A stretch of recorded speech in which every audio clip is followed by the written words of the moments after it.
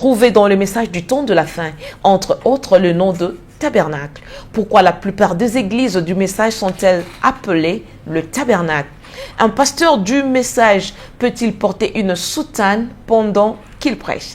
Voilà autant de questions que nous avons posées au révérend Abdon Liango de Zoé Tabernacle de Bangui en Centrafrique.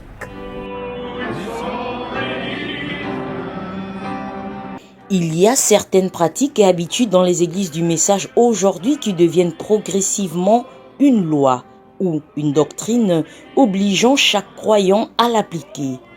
À l'exemple du mot tabernacle. Pourquoi la plupart des églises du message portent-elles le nom de tabernacle? Est-ce une recommandation du prophète Branham? Le pasteur Abdon Liango de Zoé Tabernacle de Bangui en Centrafrique nous répond. Le tabernacle, c'est une maison d'habitation de Dieu.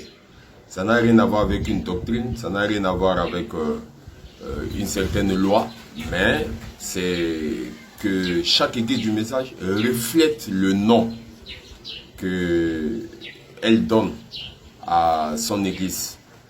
Lorsqu'on donne ce nom, c'est dit que c'est la vision qu'on a et on veut bien refléter ça. Et nous sommes le tabernacle du Dieu vivant. Au finish, le tabernacle va devenir une personne. Nous avons également demandé au pasteur Liango de savoir pourquoi dans les églises du message il n'y a que des chairs en bois. Est-il interdit d'avoir une chaire de verre dans une église? Mais à ma connaissance, je n'ai jamais lu là où Frère Branham dit qu'on ne doit pas mettre les chairs en vitre, les chairs vitrées, ou bien les chairs en autre chose. Ce n'est pas une loi, ce n'est ni une doctrine. Mais nous sommes en train de copier seulement sur le modèle de Branham Tabernacle parce que c'est en bois.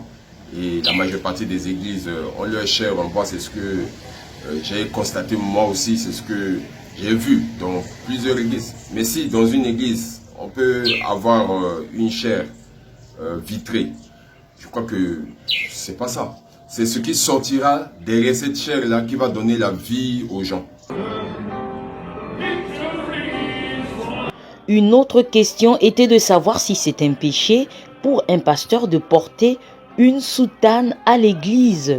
Est-ce vraiment déconseillé aux prédicateurs du message de porter des soutanes en plein culte? Aujourd'hui, je constate aussi, dans les églises du message, il y a des hommes de Dieu qui ont des soutanes, qui portent aussi des touches. Je ne sais pas par rapport à quoi, ça c'est la dénomination. Nous ne sommes pas des théologiens en plus.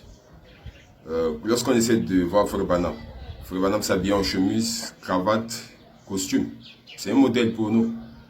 Aujourd'hui, nous avons amené beaucoup de choses dans le message.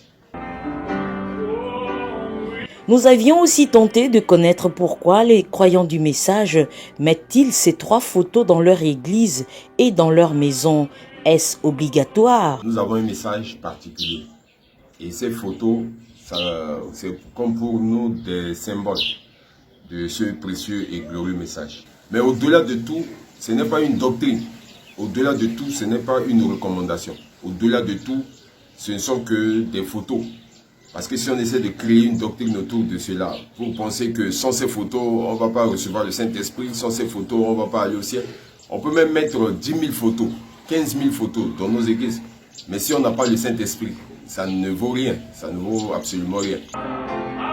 Ces photos sur les murs, à l'instar de toutes les autres pratiques que l'on retrouve aujourd'hui dans les églises du message, ne doivent pas constituer une loi ou une doctrine.